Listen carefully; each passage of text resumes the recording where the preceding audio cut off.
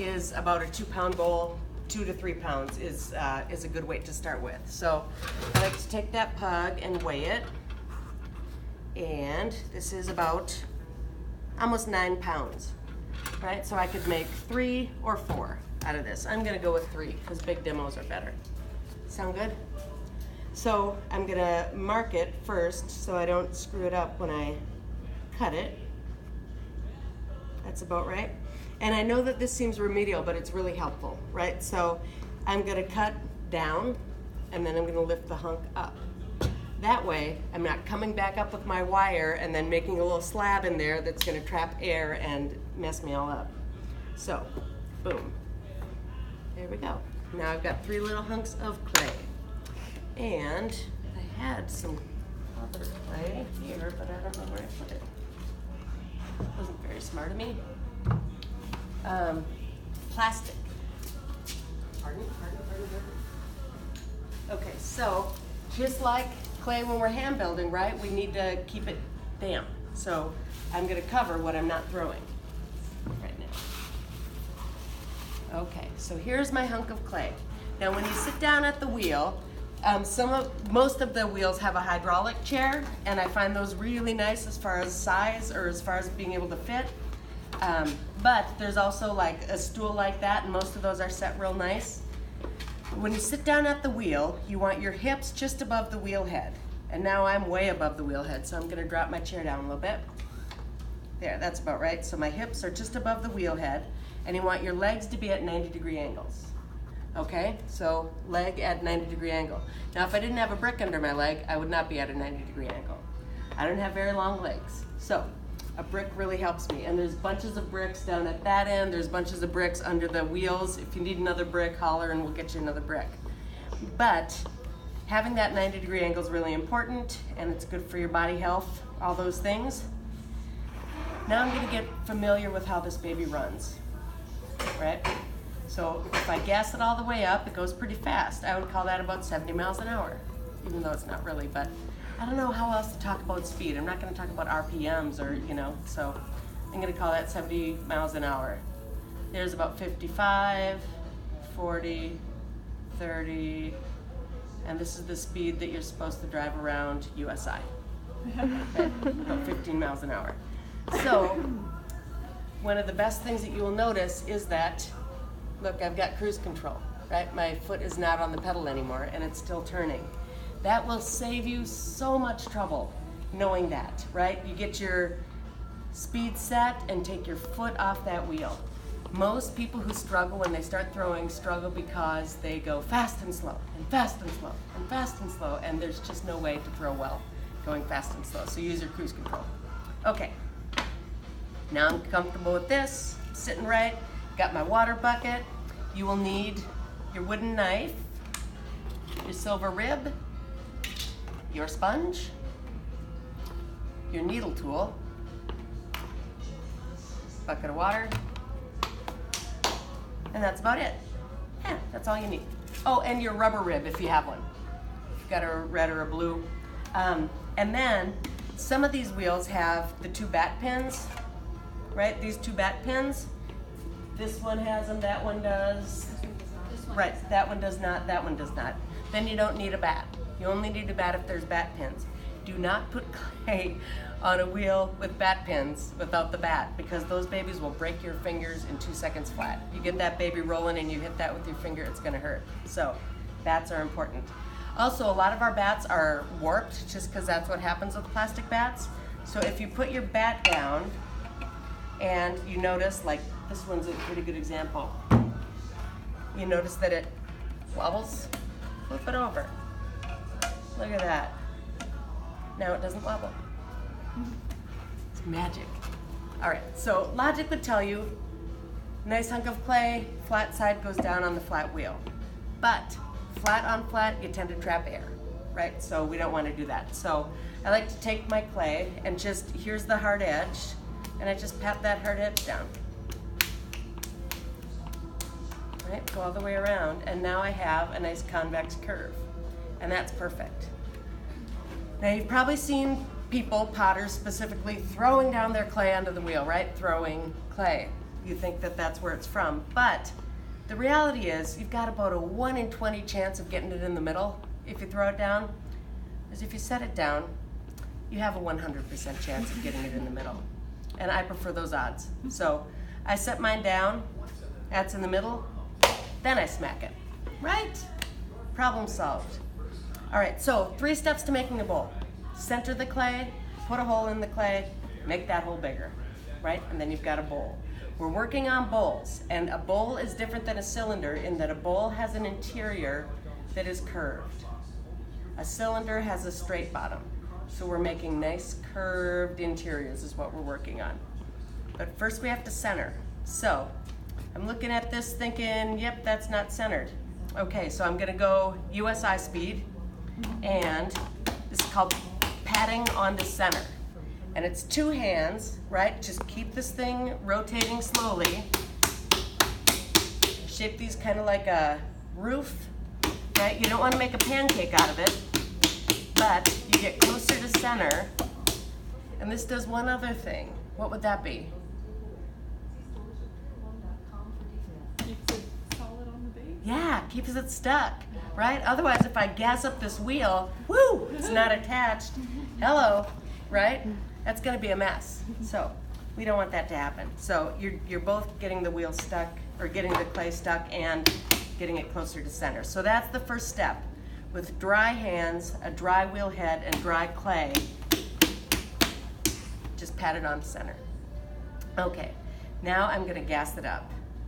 And this is, as soon as you gas it up, right, it's gonna catch if I put my hand on there. So I don't wanna break my wrist, so water is your best lube, okay? And what is going on here on the wheel, and this illustrates it pretty well, see all the water went out? Centrifugal force, right? It's just like the ride at the Fall Fest, you know, that goes, spins around really fast, and then you stick to the wall, and then they drop the floor out. Love that ride. But centrifugal force, so the clay wants to go out. So in order to center it, and you can see that I've got edges coming out, in order to center, I'm gonna anchor my left hand, right, because my wheel is going this way, counterclockwise. I'm gonna anchor my left hand so that the clay coming into that hand is forced to not come out anymore, right? Well, if it doesn't come out anymore, then it goes up. And so I'm gonna take my other hand and put it on top, using the strong part of my hand, the fist, and I'm gonna keep it from going up. So if the clay can't go up and the clay can't go out, it's gonna go on center. And there it's centered, right? How do you know if it's centered? Huh? Right, it does not wobble anymore. So while you're centering, if your hands are doing this, hey Al, is this centered? The answer is no. Okay. So how do I center that then? Right? I'm gonna hold still. So anchoring my left hand, holding still, anchoring my hand on top, holding still, and I'm centered. Not centered. Breathe. Centered. And if you feel, and I can feel it right now, like my hands are getting hot, right? Because, and you can see the surface, right? Because I'm getting friction. If you're getting friction, you do not have enough water. So if you feel things warming up, get in there with more water. I usually keep my sponge in my right hand because all my pressure's going down. I'm not squeezing my thumb. But that way, if then I need water, I just give my sponge a little squeeze. Look at that. Don't even have to go back to my bucket. But that's how I center. Did you learn coning? Yeah. To center? Yep, if you coning is great. Like, coning is absolutely wonderful. I think it's harder to teach, I think it's harder to learn. It is harder to do. Yep, so, and this works so slick, so. That's how centered. Okay, so now we're centered. Now we have to put a hole in the clay, right? There's 2 different ways of doing this. I'm gonna demo both, but the first is, I call it loser hands, right? Got the big L on your forehead. I'm a loser, baby, so why don't you kill me? L, right? So I'm gonna drop that thumb back to my wrist, keeping my left hand in centering position, and now I'm just going to put a little bit of pressure on my pointer finger, just a little bit. and it will find its own center. I can do it with my eyes closed. You can literally like sit back here, a little bit of pressure, and it'll wander to the middle. As soon as you're in the middle, sink it, and sink it quick. If you dawdle around and sink it a little bit at a time, next thing you know, it's gonna go all wonky. So sink it quick and stop before you hit the wheel head for obvious reasons, right? Because then you're making a donut, not a bowl. You want about 3/4 of an inch of clay down there. And our splash pan is about 3/4 of an inch. So I'm gonna measure. I'm pretty close. I'm a little bit shy, but not bad. So I'm gonna go with that. Okay, so open the clay. Now I'm gonna make the hole bigger, okay? So I'm gonna go back to centering position. I'm thinking of this whole apparatus now, left hand in centering position, finger in opening position, and I'm gonna use this all to draw the clay up and out a little bit. So I'm gonna tip my hand back, and I'm just squeezing my hands together and thinking upwards. Right? I don't want to be thinking out, because out pretty much happens automatically, centrifugal force. Right? But that's a great way to get that first move, get your clay up off the wheel head. And that all happened on the left-hand side, where I have all the strength because it's going this way into my palm. So that's my strong hand. Now, this is getting a little thinner, right? Now I need a little bit of finesse, so I'm gonna move over to the right-hand side. So I go from loser hands to winner hands, right? W, got the W hands. So again, making sure that I've got water, W hands. Left hand goes inside the pot, right hand goes right down to the wheel head. I'm gonna squeeze these hands together and work on bringing the clay upward. Get to the rim, I'm gonna breathe and release. It's something that a lot of people do, is hold their breath, and I totally understand it. I think I probably threw for 3 years with holding my breath before I figured out, like, oh, that's a problem, especially when you're throwing big. You know? So if you remind yourself to breathe when you get to the top of a pot, you won't go and then mess up your rim, you know? All right, so that's one pull. Now I'm gonna compress my rim a little bit, and I'm just holding with my left hand and putting a finger over with my right. And that's just kind of a nice way to hone that rim in, make it nice and straight. When you're pulling to, like some people like to throw with a sponge, I actually do. I use the sponge over my middle finger, but for clarity, I'm not gonna do that right now. I'm gonna go back to W hands, this way. Okay, so going from the middle, I'm squeezing. Notice that my head is not hanging over my right leg. That happens a lot with people. Breathe, release, compress my rim. That's not a bad hole, right? Okay. Thank you very much. You've been a wonderful audience. All right, so, yeah, that's all right. I would take that. I feel like, though, that I could get more volume out of it. Now, something to think about when you're pulling is that down here, right, I'm gonna do it right now, I'm banging into this. Is anything moving? Right, nothing's moving. That's pretty good pressure. Up here, I barely have to tap it, and it's going all over the place, right?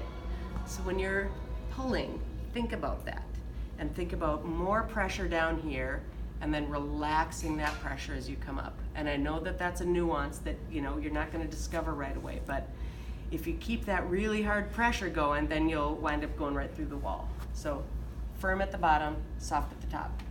All right, I'm gonna do one more pull to get a little bit more volume out of there. Right, I just feel like the interior is a little bit underdeveloped, but I'm also picky. There we go, breathe, release, compress my rim. There, happy with that. Okay, so that's a decent bowl, right? Now I'm gonna put a rib in there because I don't like throwing lines on the insides, that's just me. And I'm gonna put a rib on the outside to get rid of some of that slip, and I'm basically just doing that so that it firms up a little quicker. All right, now, to get this, how do I get this nice soft pot off the wheel? Oh my goodness, what am I gonna do? I'm gonna use my wooden knife. Now there's two sides to this wooden knife. One side is straight and one side is beveled. If I put the straight side next to my pot, the bevel will kick the clay away from my pot. So when you go in on this, can you see with the bucket here? Yeah. Okay. I'm gonna start with it above where I want to cut, and I'm cutting this so that it'll release from the wheel easier, and because there's slip all over my clay, so it'll be slippery when I pick it up. I don't want it to be slippery. So I go all the way down to the wheel head, and you can see the black wheel head coming through. Now I'm gonna flip my tool. I'm gonna cut that little donut, and then just rotate the wheel. Use it like a squeegee, basically, right? I'm just squeegeeing up with that. I know this is a lot of steps, guys, but you'll get it. All right, now, I'm really, really glad that I have my towel here because I'm gonna take this pot off. If I've got slime all over my hands, it's not gonna work. So, get all the goo off my hands so they're nice and dry. I'm gonna grab my wire tool, thank you very much. And I'm gonna run this under the pot, and I wanna keep my thumbs close to the pot. If you do this with the loose wire and just kind of hack it through, you're gonna go right through that bowl and muck it all up. So I'm gonna press down, and I rotate, but you certainly don't need to, right? So now I've cut off, and then we do the Captain Spock hands. Right? I did. You what? I wanted her to get your face in that too. All right, so Spock hands really work for picking up pots, and it's because if we go thumb and forefinger, we're gonna pinch. It's just, we're human beings. We have an opposable thumb. We wanna use it the way that it was made to be used. If you go Spock hands, you won't squeeze. You won't muck it up. So you just go to the bottom, right, where I just cut off all that slip, so it's nice and easy to pop up. Delivery, done. That's how you make a bowl. So you don't use water whenever you, or no? Nope, I don't at all. You're welcome to if you want to, but I would try this. It's pretty slick. Yeah, and then you slide them. Mhm. You just slide. Yeah, I don't like sliding. Yeah, I feel like it like dents the bottom once you reach a certain point. Yep, but- absolutely, and this just goes up really quick. All right, so what do you think? Pretty ready? Most important step is centering, okay? I'm gonna give you one more quick demo. It's not gonna take as long. I'm not gonna talk as long, and you guys are gonna talk me through it, okay? All right. Yeah, what do I do first? Make the bottom round. Right. Oh, and I forgot to show you cleaning off that wheel. Easy, right? We want to start with the dry wheel head, dry hands, dry clay. Easiest way to clean the wheel is with your squeegee, right? It's actually a wooden knife, and you just start in the middle and peel back. I'll take that clay right off of there, and now it's dry enough to start the next piece. As opposed to using your towel, and then your towel gets all gross. Okay, now what? Set it on the center. Yep. If it's center, smack it down. All right. Now what? No, not the No. water. You use your hands and pat it down. Yeah. Patting onto center. How fast? USI speed. Yep. We're gonna patent that. Yeah. Okay. So I'm patting on the center with dry hands, right? If my hands were wet, I'd be splattering all over the place. It'd be nasty. So. Okay. Now what?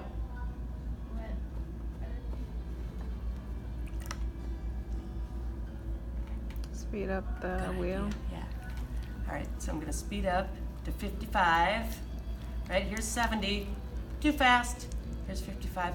The other thing about going that super fast, 75 kind of fast, is that it passes through your hands so many times that it tends to dry out really quickly, right? At a nice kind of 55, which feels like controlled chaos, you know, you can hold on to it without it going dry right away. Okay, so I'm keeping it from going out. Then what? No, not loser hands yet. Nope, other hand on top, right? Because I got to center the top too. All right, and I've got a little jiggle in my bat, but I can handle it. There we go. All right, am I on? No. Okay. still. There we go. All right, now I'm good. Okay, and I'm gonna show you the other way to open, which might be a lot easier for a lot of people. So we did loser hand, right? And you were right, that would be the next step right now. But I'm gonna show you the other way. This is two hands, anchored on both my knees, and I'm gonna cross my thumbs so that one thumb can push the other one in. And again, they'll just kind of land in the middle, and then I'm gonna push down. Right, check my depth. I think I got it perfect that time. Yes, 3/4 of an inch is ideal. Okay, now, gonna go palms back on, and then my thumbs are inside, and I'm gonna pull my thumbs towards my palms. And you will find that when you pull your thumbs towards your palms, they naturally go up. It's really hard to touch like the bottom of your palm with your thumbs. Try it. I'm not kidding. Oh, look at you. Can everybody but me do this?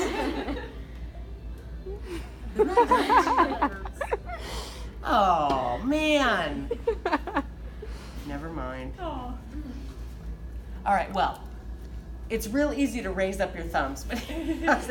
So palms on the sides, and I'm gonna drop my thumbs in, and now I'm gonna pull my thumbs towards my palms. What I don't wanna do is let my palms off the clay. If my palms leave the clay and I'm pushing with my thumbs, what am I gonna make? A plate. A plate, exactly, right? So, thumbs coming out to the palms, letting them rise up, and that's basically the same as opening and cheater pull, right? Just that quick, boom. All right, now I go to the right-hand side. The winning hands. The what? The winning hands. Winning hands, yes, thank you. Winning hands, yes, winning hands. On the right-hand side, start at the bottom, pulling up and out. Boom. Right. Very nice. Do it again. Know that if you leave the clay on the wheel, or if you're struggling with the clay on the wheel for like more than 15 minutes, your clay is exhausted. It's tired of you and it doesn't want to deal with you anymore. Take it off and start over. For real. It's way too soft and then it like moves way too easy. Yep, it gets way too saturated, and then you try and do a pull and you're like, every time I pull it doesn't get any bigger. Well, it's just slumping back down. It's like, I'm tired, leave me alone. So this rim is coming in a little bit more. This is called a winter bowl, because it holds the heat in a little bit better, which I kind of like the aesthetic of that. And you know, you can think of different things that you want to do to your bowls. You can square them, right? And I like to use the markings on my wheel. Square that in, square that in. Square that in. Square that in, right? That's kind of fun. You can flip rims. There's all sorts of fancy things. I'm not gonna do a bunch of fancy things for you today. I'm gonna put a swirly in the bottom though, because it's fun. So, wooden tool, trim off the base. This is really one of the hardest things, and people struggle with this a lot. So, don't be embarrassed to ask. I've been doing it so long that it's just kind of second nature, but it really is. You just need to drop in slowly till you get to the wheel head and then just squeegee it off. But you know, stop and ask. Okay, clean hands. Wire going under. Spock hands. Tip it towards myself. Boom. And that's how you do it. You ready to rock? All right, I will be around to help you. Get cracking. Thank you so much for doing that. No problem.